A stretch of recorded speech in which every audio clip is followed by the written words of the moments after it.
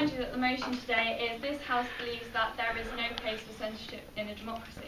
Now we've had a number of clash points today in this debate, namely whether parental locks are censorship or not, whether people really need protecting, and whether it's protecting them from reality or from what needs to be what people need to be protected of, and the logistics of the argument, how it's actually going to be implemented.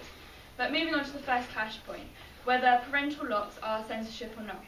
Emma clearly stated in her parameters that it would be heavy restrictions and banning of articles from the public.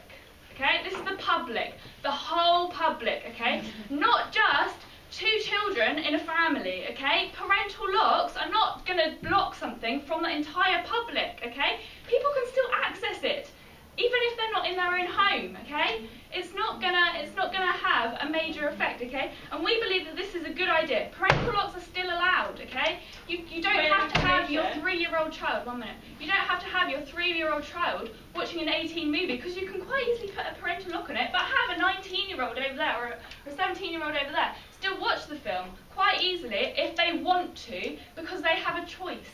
Bethan. Parental locks are still a form of censorship, and you can get them in democracy. So yes, but in this debate they're not, because it's not from the public. Okay? In our parameters it stated that censorship was from the public, not from individuals. Okay?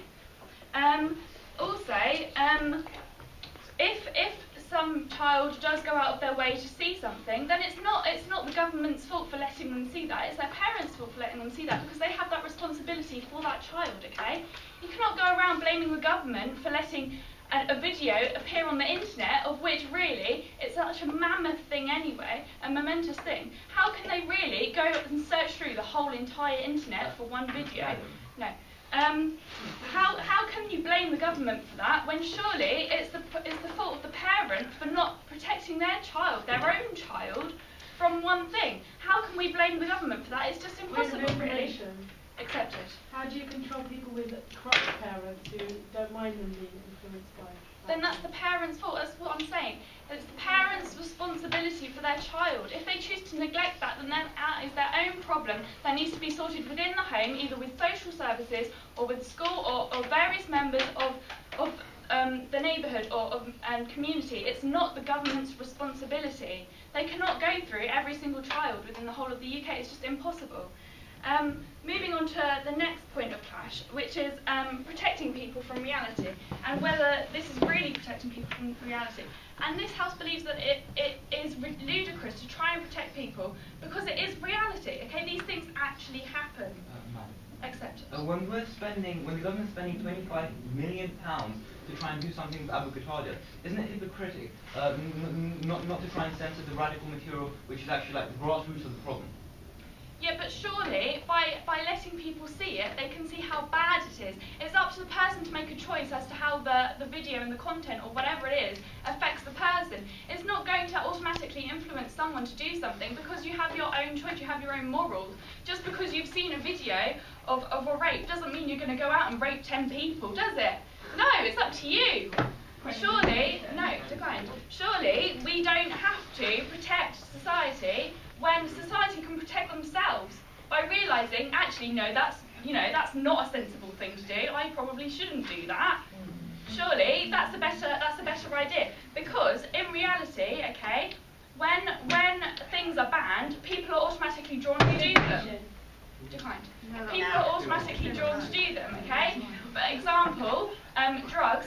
When a substance is suddenly banned, actual substance abuse is suddenly going through the roof, because, oh look, I'm going to look really cool when I can do this now, because you're not allowed to do it. No, surely we shouldn't ban it, because that encourages and glorifies people actually seeing this content in the first place. If we want people to not watch it, and if we want to try and reduce viewings or something, then we shouldn't ban it and make it a good thing to find for people. We should make it accessible, but try and make people realise that it's not a good thing in the first place. Okay? There are different ways of doing this. Lastly, the last point of clash is the logistics of the argument. As Helena covered, it's quite impossible to censorship this. Okay? Because these days we have the internet, which is again, as I say, a mammoth thing that you can't go document and take off various different things. You just can't do it, it's impossible. So today, ladies and gentlemen, I have covered the clash points of whether parental locks are censorship, whether people need protecting, and the logistics of the argument. And I beg you to propose the motion.